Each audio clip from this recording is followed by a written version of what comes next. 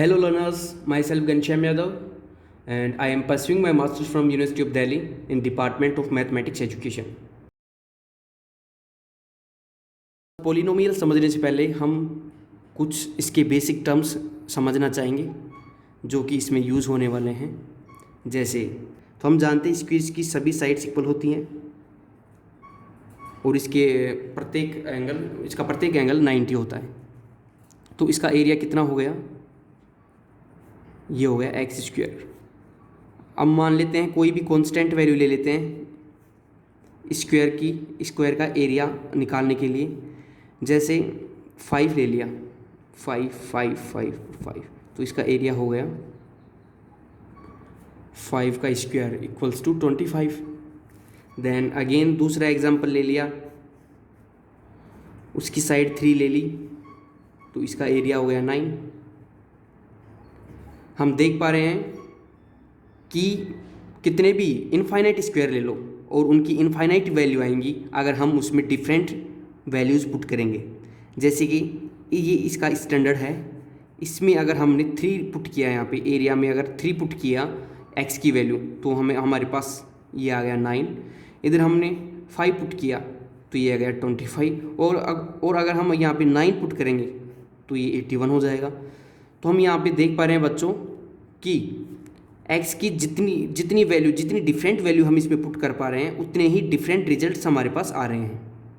इसका मतलब क्या हुआ कि यहाँ पे जो ये एक्स स्क्वायर जो कि ये एरिया है, स्क्वायर का एरिया है, इस x की मैं जितनी वैल्यू पुट करूँ, जितनी डिफरेंट वैल्यू पुट करूँ उतना ही डिफरेंट रिजल्ट इसका आता है। मतलब कि हर वैल्यू के साथ ये वेरी हो रहा है, इसीलिए इसको वेरिएबल कहते हैं। एक्स स्क्वायर एक एल्जेब्रिक एक्सप्रेशन हो गया।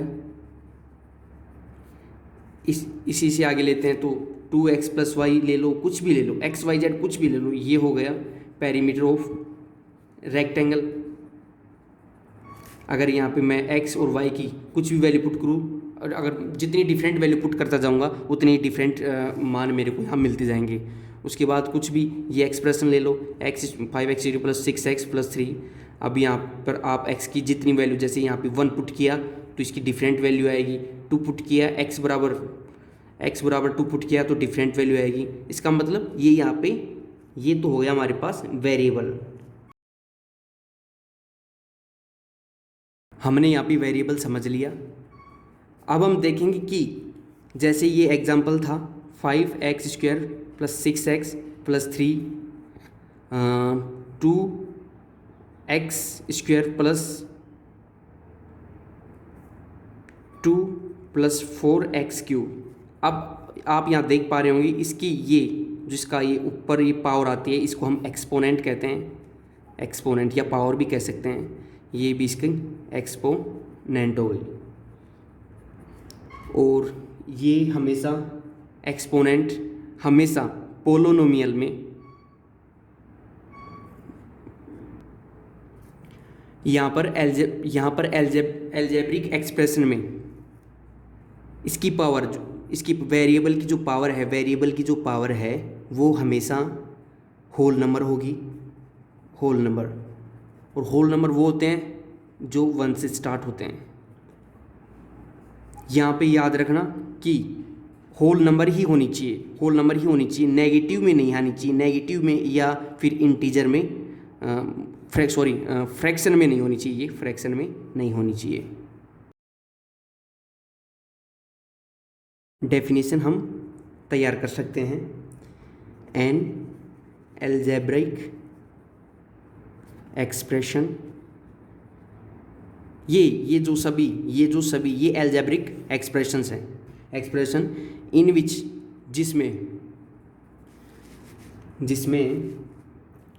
वेरिएबल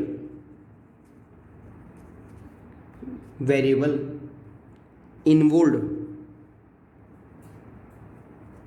और कंटेन ओनली नॉन नेगेटिव। ये बहुत इंपॉर्टेंट है, इसको आपको याद रखना पड़ेगा, समझना पड़ेगा इसको। नॉन नेगेटिव पावर वो ही अपना पोलिनोमियल कहलाता है। ठीक है बच्चों, अब हम समझते हैं यहाँ पे वेरिएबल को अपन समझ चुके हैं और अलजेब्रिक एक्सप्रेशन को हम समझ चुके हैं। अब समझना बाकी रह गया non negative power. Non negative power को मैं आपको नंबर लाइन पे समझाना चाहूँगा। मान लिया कोई ये नंबर लाइन है, यहाँ पे इसका 0 है, ये नेगेटिव इधर 2, इधर फिर कंटिन्यू 1 2 और इन्फिनिटी तक। यहाँ पे देखते हैं ये क्या हो गया, नेगेटिव। ये सभी हो गए नेगेटिव इंटीजर, ये हो गए नेगेटिव इंटीजर और ये हो गए पॉजिटिव इंटीजर, ये हो गया 0 इंटीजर। तो आप नाम से ही समझ रहे होंगे, ये तो हो गए नेगेटिव, तो ये क्या बचे, ये हो गए नॉन नेगेटिव। नॉन नेगेटिव मतलब पॉजिटिव, इसका मतलब पोलिनोमियल में उस वेरिएबल की पावर, उस वेरिएबल की जो उसमें यूज होगा वेरिएबल की एक्सपोनेंट जो पावर है वो हमेशा होल नंबर होनी चाहिए, होल नंबर होनी चाहिए।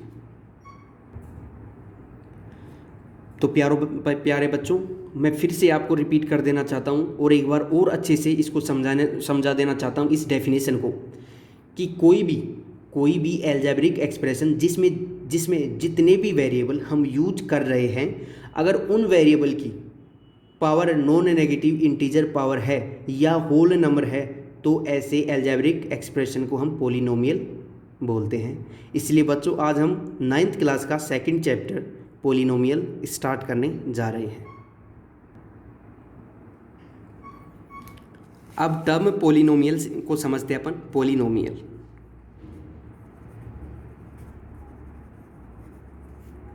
अगर हम इसको स्प्लिट करते हैं तो ये हो गया पोली और ये हो गया नोमियल। पोली का मतलब होता है मैनी और नोमियल का मतलब होता है टर्म। इट मीन्स एक ऐसी अलजेब्रिक एक्सप्रेशन जिसमें बहुत सारी टर्म यूज होंगी, many terms. It is consist of many terms. For example 5x² + 6x + 3 + 3x³, ये तो इसमें बहुत सारी टर्म यूज हो गई। जैसे ये भी एक टर्म है, ये भी एक पूरी टर्म है, ये भी टर्म है, ये भी टर्म है। इसमें ये x वेरिएबल हो गया, फिर समझा देना चाहता हूँ आपको मैं। और इसकी ये जो पावर है, ये पावर है, ये हमेशा होल नंबर होनी चाहिए। देन मैं आगे चलता हूँ। लेकिन बच्चों, इसमें ज़रूरी नहीं है कि सिर्फ एक ही वेरिएबल इसमें यूज होगा। जैसे कि हमने पीछे देखा था कि जब हमने रेक्टेंगल का पेरीमीटर निकाला था, उसमें माना था इसकी ये ब्रेड्थ x हो गई और इसकी लेंथ y हो गई। तो इसका पेरीमीटर हमने देखा था 2x + y। तो ये याद रखना कि सिर्फ एक ही, ये ज़रूरी नहीं है कि एक ही वेरिएबल होगा उस अलजेब्रिक एक्सप्रेशन में, दो भी हो सकते हैं। ठीक है।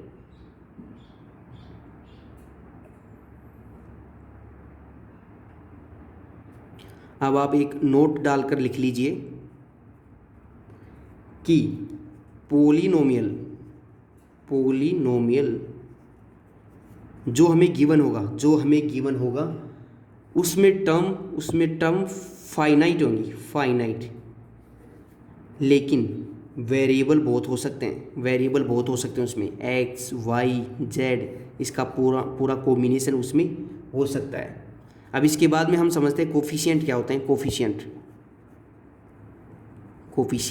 हमने पावर समझ ली, हमने वेरिएबल समझ लिया, हमने टर्म समझ ली। अब समझते हैं कोफिशिएंट क्या होता है। कोफिशिएंट होता है वेरिएबल का जो मल्टीप्लिकेशन होता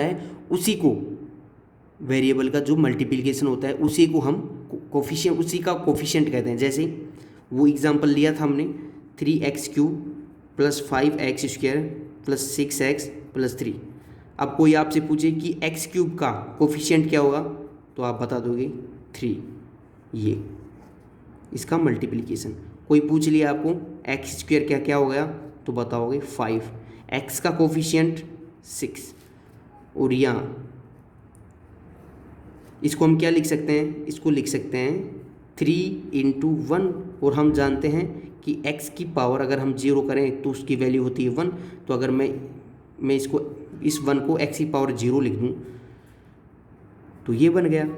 तो कोई आपसे पूछे कि x की पावर 0 का यहाँ पे कोफिशिएंट क्या है, तो x की पावर 0 का कोफिशिएंट कितना हो गया, 3। चलो बच्चों, आप मुझे बताओ, अगर आपने पोलिनोमियल की डेफिनेशन को अच्छी तरह से समझ लिया तो मुझे उनकी आइडेंटिफिकेशन चाहिए, और मैं आपको कुछ एग्जांपल्स दे रहा हूँ, उनको बताओ कि वो पोलिनोमियल है कि नहीं। जैसे पहला है 5, फिर है 2x, x³ + 5 √2y - 3। ये इसकी पावर 1 है। तो हमें पता है कि एक ऐसा एल्जेब्रिक एक्सप्रेशन जिसमें वेरिएबल की पावर होल नंबर हो, जो कि 0 से स्टार्ट हो, तो इसकी पावर 1 है, तो ये पोलिनोमियल है। इसमें देख पा रहे हैं ये भी पोलिनोमियल है। इसमें देख पा रहे हैं कि इस y की पावर कितनी है, 1, तो ये पोलिनोमियल है। अब बच्चों, अब ये बताओ 5 एक पोलिनोमियल है या नहीं, इसे देखते हैं। हम 5 को लिख सकते हैं 5 × 1, और इस 1 को लिख सकते हैं x की पावर 0। और हमें पता है कि अगर एक ऐसा वेरिएबल हो जिसकी पावर में 0 से इनफाइनाइट तक कुछ भी हो, होल नंबर होना चाहिए, वो पोलिनोमियल होता है। तो इसका मतलब ये पोलिनोमियल है।